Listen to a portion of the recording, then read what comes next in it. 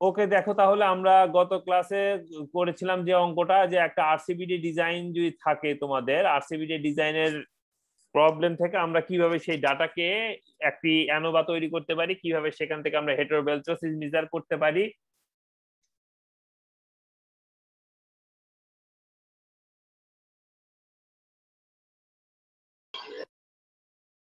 এক মিনিট একটু তোমরা লাইনে থাকো, আমি দেখে নিই রেকর্ডিংটা হচ্ছে কিনা। হ্যাঁ, হচ্ছে।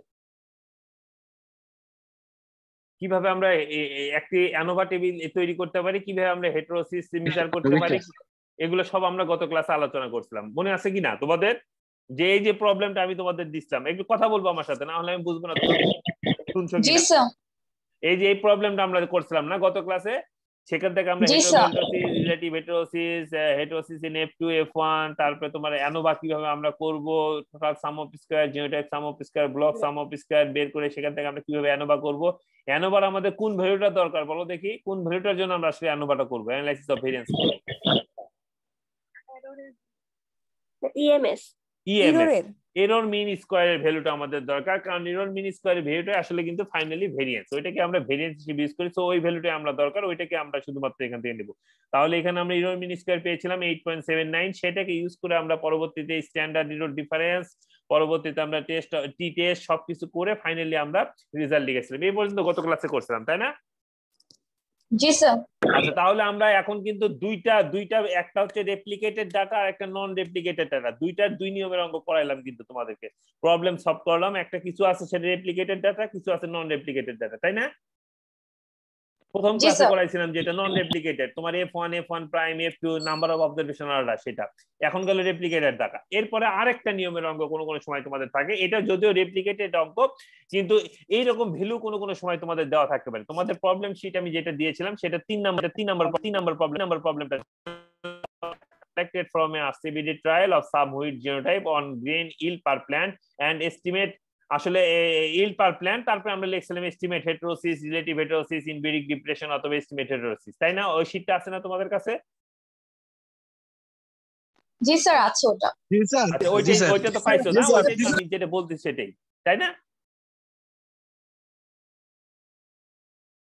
জি স্যার। আচ্ছা দেখো, যদি তোমাদের এখানে দেওয়া আছে কি দেখো, এখানে প্যারেন্ট 1 ডান দিকে দেওয়া আছে তোমাদের প্যারেন্ট 1, প্যারেন্ট 2, মানে বিভিন্ন জেনারেশনের নাম দেওয়া আছে, প্যারেন্ট 1, প্যারেন্ট 2, F1, F2, ব্যাকক্রস 1, ব্যাকক্রস 1, ব্যাকক্রস 2, ব্যাকক্রস 2। এখানে কিন্তু F1 প্রাইম নাই। F1 মানে হচ্ছে শুধুমাত্র এটার 6টা রেপ্লিকেশন, মানে ডাবল রেপ্লিকেশন ছিল। F2 মানে ডাবল রেপ্লিকেশন ছিল, ব্যাকক্রস 1, ব্যাকক্রস 2 ডাবল রেপ্লিকেশন ছিল, আর কিন্তু কোনো পার্থক্য নাই। আর ডান দিকে দেওয়া আছে রেপ্লিকেশন 1, রেপ্লিকেশন 2, রেপ্লিকেশন 3, এবং প্রতিটা রেপ্লিকেশনের সাম অফ স্কয়ারের ভ্যালু দেওয়া আছে, সাম অফ এক্স দেওয়া আছে এবং এন দেওয়া আছে। এখন যদি আমি তোমাদেরকে বলি যে এখান থেকে আমরা তোমাদেরকে এস্টিমেট করতে বললাম heterosis, relative heterosis, inbreeding depression and perform significant test, কিভাবে করবা? শুরু করবা কোথায় থেকে বলো দেখি। আমাদের প্রথমে লাগবে কি? হেটারোবেলট্রোসিস, সাপোজ একটাই ধরো হেটারোবেলট্রোসিস বের করতে আমাদের প্রথমে কি লাগবে? Sir SCB. হেটারোবেলট্রোসিস বের করতে কি লাগবে আমাদের? F1 এর মিন লাগবে আর হচ্ছে বেটার প্যারেন্ট। বলো কি লাগবে? F1 এর মিন আর বেটার প্যারেন্টের মিন লাগবে।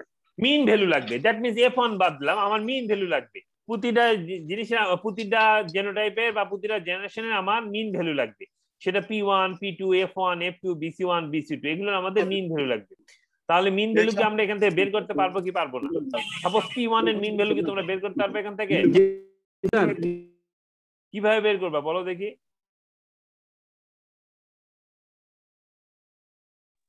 Sir summation of x K N দিয়ে ভাগ করে, হ্যাঁ summation of x K N দিয়ে ভাগ করব, তাহলে R1 এর এভারেজ বের হবে, তাই না? জি স্যার, জি sir. Similarly summation of X R2 কে R2 এর ক্ষেত্রে n দিয়ে ভাগ করব, তাহলে R2 তোমার মিন বের হবে। সিমিলারলি R3 এর ক্ষেত্রে summation of x K n দিয়ে ভাগ করলে আমরা R3 এর মিন ভ্যালু বের হবে। পরবর্তীতে এই তিনটা মিন ভ্যালুকে যদি যোগ করে আমরা 3 দিয়ে ভাগ করি তাহলে আমাদের ফাইনাল মিন ভ্যালু বের হবে। দেখো এখানে আমরা করে দেখাইছি সেটা ফর্মুলাটা। সলিউশন, P1 এর মিন আমরা কিভাবে বের করতে পারি? সামেশন অফ x1 মানে হচ্ছে এখানে 1 2 3, তার মানে হচ্ছে R1 R2 R3, তিনটা জিনিস বুঝাইছে আর কি। N1 মানে হচ্ছে R1 এর অবজারভেশন নাম্বার, N2 মানে হচ্ছে R2 অবজারভেশন নাম্বার, এবং N3 মানে হচ্ছে R3 রেপ্লিকেশন 3 এর অবজারভেশন নাম্বার। সেখান থেকে আমরা প্যারেন্ট 1 প্যারেন্ট 2 F1 F2 দেখো এখানে কিন্তু মিন বের করছে। এখানে বুঝতে পারছো কিনা এইটুকু? জি স্যার। এইভাবে আমরা সবগুলো মিন ভ্যালু বের করবো। দেখো P1 এর P2 F1 F2 BC1 BC2 এইভাবে আমরা মিন ভ্যালু বের করলাম। মিন ভ্যালু যখনই আমাদের বের হয়ে গেল, তখন যেহেতু এখানে ডাটাটা কি ছিল, কোন ক্যারেক্টারটা ছিল বলো দেখি, গ্রেন ইল পার প্ল্যান্ট, তাহলে এখানে বেটার প্ল্যান্ট কোনটা হবে? যার বেশি হবে। যার বেশি হবে, গ্রেন ইল যার বেশি হবে P1, তার মানে এখানে হচ্ছে বেটার প্ল্যান্ট P1। তাহলে আমরা দেখো এখানে হেটেরোবেল্টোসিস বের করছি আমরা, বেটার প্যান্ট এখানে লেখা আছে বেটার প্যান্ট P1, যেটার মিন 37.14। সেখান থেকে আমরা যেভাবে এর আগে তোমরা পড়ছো হেটেরোবেল্টোসিস, রিলেটিভ হেটেরোসিস, ইনব্রিডিং ডিপ্রেশন, এই সবগুলো ভ্যালু তোমরা বের করো। ঠিক আছে, এইটুকু বুঝতে পারছো তো? জি স্যার। আচ্ছা, এইটুকু বুঝলে এখন আমি আমরা তাহলে প্রথম পোর্শনটুকু গেল যে এস্টিমেট, আমরা এস্টিমেট করতে পারলাম। এখন আমাদের হচ্ছে টেস্ট অফ সিগনিফিকেন্স, টেস্ট করে আমার সিগনিফিকেন্স টেস্ট করে আমার দেখতে হবে যে এটা ঠিক আছে কিনা। সেটা করতে গেলে আমার যেটি লাগবে, কি লাগবে বলো তো? সিগনিফিকেন্স টেস্ট করতে গেলে আমার এখন কিসের ভ্যালু লাগবে?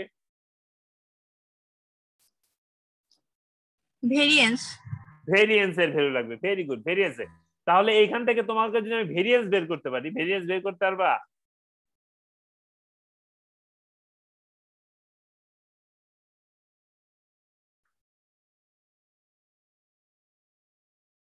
চিন্তা করে দেখো তো পারবা কিনা। স্যার মিন গুলো তো দেওয়া আছে, মিন থেকে ভেরিয়েন্স বের করা যাবে। মিন থেকে কোনো সময় ভেরিয়েন্স বের করা যায়? ভেরিয়েন্সের ফর্মুলা কি? ভেরিয়েন্স বের করার ফর্মুলা কি? তোমরা যদি একটু চিন্তা করো, যেমন গত অংশে আমরা রেপ্লিকেশন ডাটা বের করছিলাম, ওখানে আমরা বলছিলাম কিন্তু ওখানে অ্যানোভার কোন ভ্যালুটাকে আমরা ভেরিয়েন্স ভ্যালু বলি? এরর সাম না না, এররের মিন স্কয়ার এররের ভেরিয়েন্স, যে টাইপের ভেরিয়েন্স কোনটা ছিল? এই যে এখানে যদি আমি যাই তোমাদের, এখানে আমরা আসলে ভেরিয়েন্সের ভ্যালু কোনটা এই অ্যানোভা টেবিলে? মিন স্কয়ার মানে হচ্ছে ভেরিয়েন্স। এখানে মিন স্কয়ারের ভ্যালু মানে হচ্ছে ভেরিয়েন্সের ভ্যালু। এখানে জেনোটাইপ মিন স্কয়ার মানে হচ্ছে জেনোটাইপিক ভেরিয়েন্স, ব্লক মিন স্কয়ার মানে হচ্ছে রেপ্লিকেশনের ভেরিয়েন্স, ইরর মিন স্কয়ার মানে হচ্ছে ইররের ভেরিয়েন্স। ঠিক তাই না? স্যার। আচ্ছা, তাহলে আমরা এখানে ভেরিয়েন্সটা কিভাবে বের করছিলাম? এই যে তোমার ভ্যালুটা বের করলাম, সেটা কিভাবে বের করলাম? সাম অফ স্কয়ার কে ডিগ্রি অফ ফ্রিডম দিয়ে ভাগ করে। Very good. তাহলে আমার এখানে দেখো সেই ভ্যালুটা দেওয়া আছে কিনা?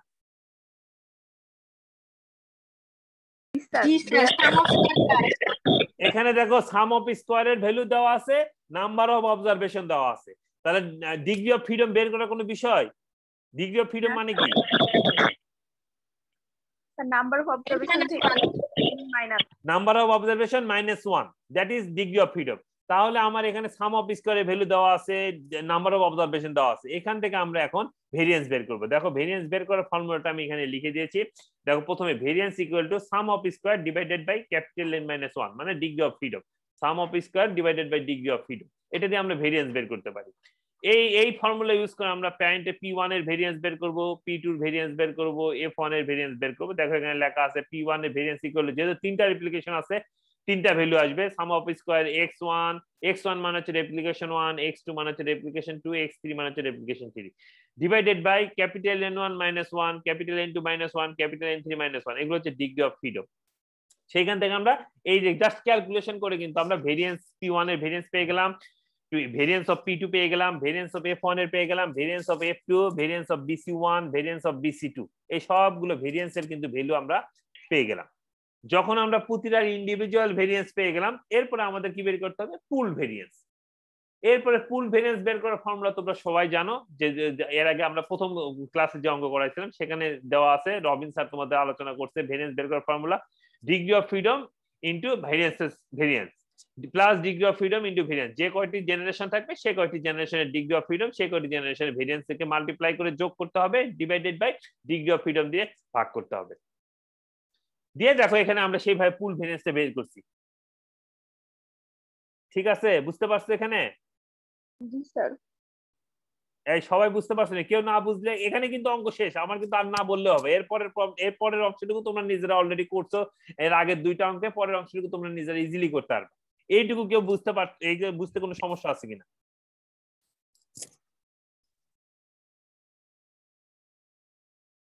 স্যার আগের পিসটা একটু আরেকবার গেলে ভালো হতো। ওকে ওকে, অবশ্যই অবশ্যই। দেখো, হ্যাঁ দেখো, কারণ এইটুকুই কিন্তু আলাদা। এরপরের অংশটুকু কিন্তু তোমরা মনে করে দেখো, পুল ভেরিয়েন্স বের করার পরে কিন্তু আর টি টেস্ট করতে তোমাদের সমস্যা নেই। এরপরে এসিডির ভ্যালু বের করবা, এরপরে তুমি টি টেস্ট করবা, এরপর রেজাল্ট লিখবা।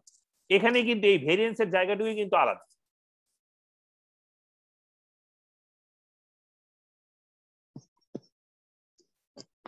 স্যার বুঝতে পারছি স্যার। ওকে, বুঝলে? তাহলে আমরা যখন পুল ভেরিয়েন্স যদি আমরা পেয়ে যাই তাহলে আর আমাদের সমস্যা নাই। এরপরে তোমরা জাস্ট নরমালি এর আগের অঙ্কের মতো এসিডি বের করবা প্রতিটার জন্য। হেটেরোভেলোসিসের জন্য একটা এসিডি বের হবে, রিলেটিভ হেটেরোসিসের জন্য একটা এসিডি বের হবে। এই দুটো এসিডি বের করলা, দেখো পুল ভেরিয়েন্স যেটা বের হয়েছিল আমাদের, সেই পুল ভেরিয়েন্সের 99.89 এই ভ্যালুটাকে আমরা এখানে ইউজ করছি। ইউজ করে আমরা এখানে তোমার হেটেরোভেলোসিসের জন্য এসিডি বের করছি, রিলেটিভ হেটেরোসিসের জন্য এসিডি বের করছি, ইনব্রিডিং ডিপ্রেশনের জন্য এসিডি বের করছি। তা এটা যদিও কয় না, করতে হবে, ইনব্রিডিং ডিপ্রেশনের এসিডি বের করতে হবে। এরপরে টি টেস্ট করতে হবে। টি টেস্ট করা যেভাবে করো তোমরা, mean difference divided by SED, mean difference divided by SED, mean difference divided by SED, এই করে আমরা তিনটা টির ভ্যালু পেলাম। একটা ডিগ্রি অফ ফ্রিডমে 248 ডিগ্রি অফ ফ্রিডমে। 248 ডিগ্রি অফ ফ্রিডম কোথা থেকে আসলো বলো দেখি? এই ডিগ্রি অফ ফ্রিডম আমরা কোথা থেকে পাবো?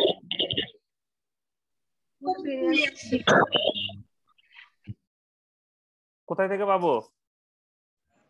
পুল ভেরিয়েন্স। পুল ভেরিয়েন্স, রাইট। পুল ভেরিয়েন্সের যে ডিগ্রি অফ ফ্রিডম ছিল সেখান থেকে আমরা এই ডিগ্রি অফ ফ্রিডম পাবো। এরপরে আর কিছু নাই, এরপরে শুধুমাত্র এই ভ্যালুটাকে আমরা ওই যে তোমার টেবিল করে আমরা 5%, 1%, 0.1% টেবিলের করে টেবিলের ভ্যালুর সাথে কম্পেয়ার করব। কম্পেয়ার করে আমরা ফাইনালি দেখবো যে যে ভ্যালুটা বেশি সেই ভ্যালুটার ক্ষেত্রে আমাদের, দেখো এখানে চারটে আসছে, কি চারটে ভ্যালু কি লেখা আছে দেখো তো? নন সিগনিফিকেন্ট। ঠিক আছে কিনা দেখো তো? যেমন এখানে দেখো আমার ভ্যালু আসছে 1.93, 0.71, 0.71। তো এখানে মিনিমাম ভ্যালু হচ্ছে 1.96, আর তুমি যেটি পেয়েছো বা এখানে ক্যালকুলেশন করে যেটি পাওয়া গেছে সেটার মিনিমাম ভ্যালু হচ্ছে 1.93। যেহেতু 1.93 ইজ লেস দ্যান 1.96, 1.96 থেকে কম, সো কোনো ভ্যালুই আমাদের এখানে সিগনিফিকেন্ট আসেনি, সবগুলো ভ্যালু আমাদের এখানে নন সিগনিফিকেন্ট আসছে। তারপরে তোমরা এইভাবে রেজাল্ট লিখবা, heterobeltiosis, relative heterosis, heterosis type 2 generation, inbreeding depression. Result লিখে তোমরা এইভাবে লিখে ফাইনালি অ্যানসার করে দিবে। শেষ আমার ক্লাসে এটুকুই। না বলো, এখন তোমাদের প্রশ্নগুলো বলো। স্যার এখানে তো ক্যারেক্টারটা ছিল পজিটিভ, তাহলে হেটেরোভেলোসিস নেগেটিভ কেন আসলো স্যার? এখানে ক্যারেক্টার পজিটিভ ছিল, হেটেরোভেলোসিস নেগেটিভ আসছে। এটা আসলে এই ডাটাটা টোটাল একটা হাইপোথেটিক্যাল ডাটা। ঠিক আছে, এই ডাটাটা তোমার টোটালি কিন্তু একটা হাইপোথেটিক্যাল ডাটা। সো যেহেতু হাইপোথেটিক্যাল ডাটা, মানে আমার যা ইচ্ছে হয়েছে, 320 কিন্তু কোনো এক্সপেরিমেন্টাল ডাটা না, 210 কিন্তু কোনো এক্সপেরিমেন্টাল ডাটা না, আমার মনে হয়েছে আমি এইভাবে লিখছি। এই জন্য তোমার হাইপোথেটিক্যাল ডাটা যেহেতু, সেখানে এইটা তোমার আসতেই পারে। তোমরা যদি এইভাবে আসে রেজাল্ট, এইভাবেই লিখে দেবা, কোনো সমস্যা নেই। Okay sir. মানে যেহেতু এই ডাটাগুলো ম্যানিপুলেটেড বা হাইপোথেটিক্যাল ডাটা, কোনো ইয়ে নেই, অ্যাকুরেসি নাই, এই জন্য তোমার যে কোনো মাইনাস প্লাস যে ভ্যালু আছে কোনো সমস্যা না, তোমরা ওইভাবে লিখে দিবে। ইভেন তোমরা এই যে ক্যালকুলেশন গুলো আবার এই শোনো, এই ক্যালকুলেশন কিন্তু তোমরা এইভাবে রাখবা না, এখানে কিন্তু অনেক ভুল ক্যালকুলেশন থাকতে পারে। তোমরা কিন্তু এই ক্যালকুলেশন গুলো নিজের মতো করে নেবে। আমি কিন্তু প্রথম ক্লাসে বলছি, এখনো বলতেছি যে এটি একটি জাস্ট একটা রাফ খাতা ছিল, সেইখান থেকে নিয়ে এসে তোমাদের দেখাইছি। এইটি দেখানোর উদ্দেশ্য হচ্ছে কিভাবে করছে সেটা, কোনো ভ্যালুই কিন্তু আমার কাছে মনে হয় এখানে অনেক ভ্যালুই, মানে স্পেসিফিক্যালি এখান থেকে তোমরা সেই ভুল ভ্যালু গুলো যাতে না থাকে তোমরা নিজেরা ক্যালকুলেশন করে করবা, করে কোথাও যদি সমস্যা হয় সেটা আমার সাথে তোমরা ডিসকাস। এখন এই অবস্থা কিন্তু আমাদের হাতে তাই না? হবে হবে, কিন্তু আসলে এটা ঠিক আছে। মানে বয়স আর কি, আচ্ছা যদি ঠিক থাকে, দেখো তোমাদের কোনো কোশ্চেন আছে কিনা? তোমাদের কোনো কোশ্চেন না থাকলে আমার ক্লাস শেষ। আমি আসলে এইটুকু এই জন্যই বললাম, 20 মিনিট ক্লাস আমার। এসিডি এর ক্ষেত্রে স্যার আমরা N1 এর ভ্যালু 51 কিভাবে পেলাম? N1 এর ভ্যালু 51 কিভাবে পেলাম? আচ্ছা আসি আমরা এখন এখানে। প্রবলেম আসে। এখানে দেখো n1 কত আছে? পৃথিবীতে সবচেয়ে কষ্টের বিষয় হলো অবহেলা। আপনাকে কেউ অবহেলা করবে, আপনি সেটা এখানে মুখ কত বুজে আসবে? সহ্য করবেন। দেখো তো, সেই তুমি দেখো অবহেলা যারা করবে সেই মানুষগুলো হলো আপনার কে অবহেলা করতেছে, স্ত্রী, তারা একটু সন্তান। মিউট করে অবহেলা করো, মিউট করে। সে কথা অসম্ভব, বলতেছে, মানায় যায় না। ক্লাসে নাই, ক্লাসে অন কষ্টের করে স্যার বিষয়। আপনি কথা বলছে। সবাইকে মিউট করে দেন পৃথিবীতে স্যার। এর চেয়ে কষ্টের কিছু হইতে পারে না। ঝুঁকে ঝুঁকে ভেরি মরা, গুড, এটাই করতে হবে। অবহেলায় মরা।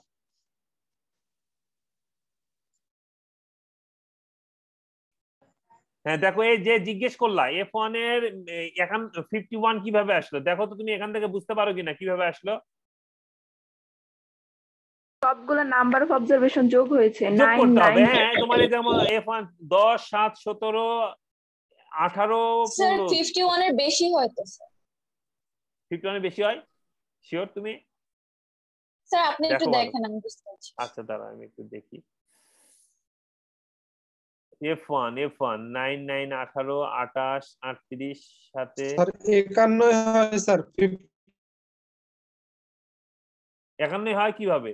51 বেশি হয়, আমি তো দেখতেছি তাই।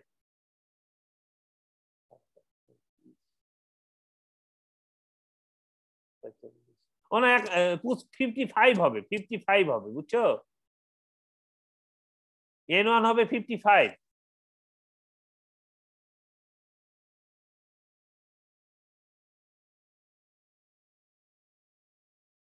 হ্যালো, জি স্যার শুনতে পাচ্ছি। হ্যাঁ n1 হবে 55। আমি কিন্তু তোমাদের ওই জন্য বলছি যে এই ভ্যালুগুলো কিন্তু টোটালি অনেক রং আছে। আমি এই রং ভ্যালুগুলো আমি তোমাদেরকে সিস্টেমটা দেখাই দিচ্ছি, তোমরা নিজেরা কিন্তু করে নিবা। যেমন এখানে 55 হবে, সে 51 লিখছে আর কি, এখানে হবে 55 n1। আর n2 কত হবে দেখো, n2 টা ঠিক আছে কিনা, n2 কি ঠিক আছে?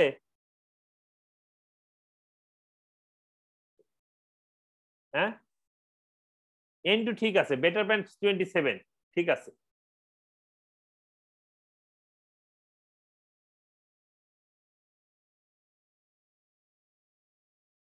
শুনতে পাও আমাকে? হ্যালো স্যার স্যার এটা তো হ্যাঁ বলো, প্রশ্ন স্যার করো, এটা তো please। রেপ্লিকেটেড ডাটার হচ্ছে টেবিল দেওয়া ছিল, তাহলে এখানে কেন হ্যাঁ। অ্যানোভা টেবিল করা হয় না? অ্যানোভা করলাম না কারণ এখানে রেপ্লিকেটেড ডাটা কি ইন্ডিভিজুয়াল অবজারভেশন দেওয়া আছে কোথাও? না স্যার। এখানে তোমার সাম অফ এক্স, এটা কিন্তু ইন্ডিভিজুয়াল অবজারভেশন না, অনেকগুলো অবজারভেশনের যোগফল, তাই না? যদি ইন্ডিভিজুয়াল অবজারভেশন দেওয়া থাকতো তখন আমরা অ্যানোভা করে করতাম। যেহেতু এখানে ইন্ডিভিজুয়াল অবজারভেশন দেওয়া নাই, আরেকটা কারণ আছে। আরেকটা কারণ হচ্ছে যেখানে যেহেতু এখানে সাম অফ স্কোয়ারের ভ্যালু অলরেডি দেওয়া আছে, আগের অঙ্কে কিন্তু সাম অফ স্কোয়ারের ভ্যালু দেওয়া ছিল না। আমরা অ্যানোভা করি কিসের জন্য? ভেরিয়েন্স বের করার জন্য। যে সাম অফ স্কোয়ারের ভ্যালু যদি আমার বের করে থাকে তাহলে তো আমার নতুন করে আমার অ্যানোভা করার দরকার নেই, অলরেডি আমার সাম অফ স্কোয়ারের ভ্যালু আছে, সেখান থেকে শুধুমাত্র আমি ভেরিয়েন্স বের করব। জি স্যার, বুঝতে পারছি।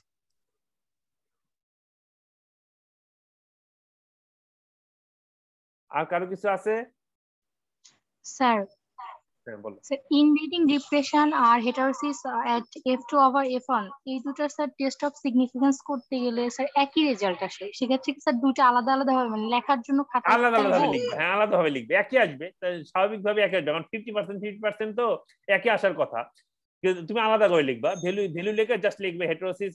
কিন্তু নরমালি F2 তে হেটারোসিস কিন্তু বের করতে বলা হয় না। হেটারোসিস কিন্তু যে তোমার পরীক্ষার সময় বা তোমার প্রবলেমে, এখানে তো বললাম না আমরা প্র্যাকটিস করার সময় বিভিন্ন ভাবে প্র্যাকটিস করে থাকি। তো হেটারোসিস ইন F1 পর্যন্তই হয়, F2 থেকে ইনব্রিডিং ডিপ্রেশন আসলে বের করা হয়, F2 থেকে আর হেটারোসিস বের করতে হয়। কিন্তু ভ্যালু একই, তুমি যেটা বলছো সেটা ঠিকই আছে, কারণ হেটারোসিস ইন F2 এর ক্ষেত্রেও আমরা কিন্তু F1 এবং F2 এর ডিফারেন্স ইউজ করি। শুধুমাত্র পার্থক্য হয় কোথায়? বল দেখি পার্থক্য হয় কোথায়? হেটারোসিসের ক্ষেত্রে ভাগ দিতে হয় হলো হ্যাঁ সেটাই, ওই জায়গায় শুধুমাত্র পার্থক্য। আর মিন ডিফারেন্স কিন্তু একই, যদি একই ভ্যালু আসে একই লিখবা, কোনো সমস্যা নেই।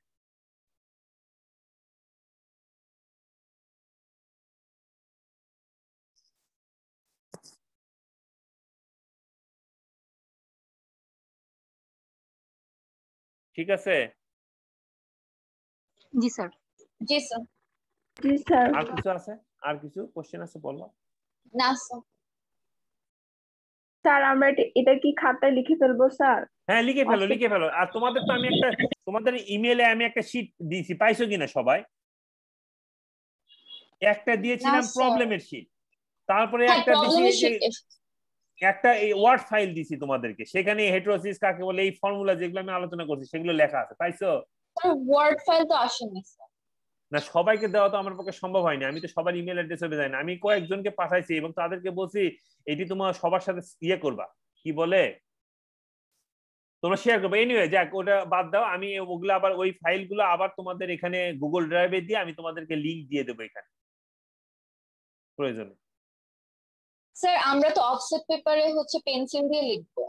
হ্যাঁ অফসেট পেপারে পেন্সিল দিয়ে লিখবা, পেন্সিল দিয়ে লিখবা এগুলো, কিন্তু আমি কিন্তু আবার বলতেছি এইগুলো যা ভ্যালু আছে সেগুলো লিখবা না, কিন্তু শুধুমাত্র প্রবলেমটা তোমরা দেখবা, প্রবলেমটা দেখে প্রবলেমটা দেখবা আর ক্যালকুলেশন করবা নিজেরা। এখানে কিন্তু অনেক ভুল আছে, এই যে এই প্রবলেমটা তুমি তুলে নিবা বা আমি তোমাদের শীট দিই সেটা দেখবা, কিন্তু পরবর্তীতে ক্যালকুলেশন করবা নিজের ক্যালকুলেটর নিজেরা, ওইখানে কি ক্যালকুলেশন আছে সেটা দেখবে না, কারণ এখানে কিন্তু অনেক ভুল আছে।